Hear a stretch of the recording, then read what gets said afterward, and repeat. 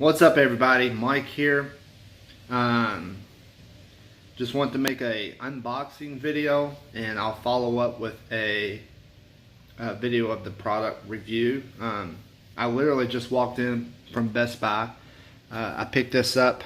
It was recommended from a few people. I picked this up for about $56, which is probably a little bit more expensive than you would find it on Amazon and things like that. But I have a Best Buy credit card, and it's Sunday, so Amazon isn't gonna deliver anything anytime soon today. So just to kind of recap, as you can see here, this one has a 60-mile range. Most of the cheaper ones, like the RCA brand, are 40-mile range, if that. It says you get quite a few channels and all this other stuff that they claim. So I just, like I said, just walked in the house. I've never had one of these before. Don't know anything about them. As you can see here, this is the size of an iPad. The thickness is everything. Absolutely, I would return it to the store because I have a receipt. Don't tell me any different. Anyway, just a black plastic, almost paper thin. Got your coax cable. I believe this is 15 feet. Let's see here. I believe it is 15 feet actually.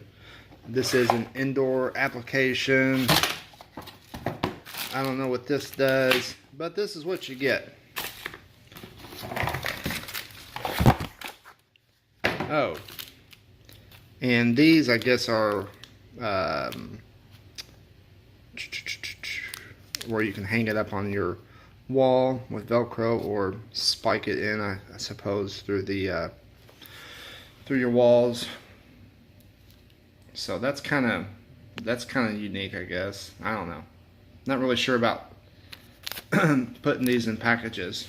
I can only imagine losing one and finding it in my foot or my ass when I sit on it. But anywho, this is it. Let's look at the back of the box again real quick.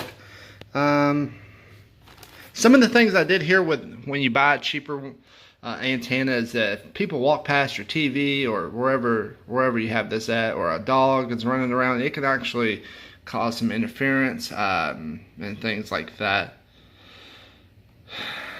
So we'll get this hooked up, see how it goes, and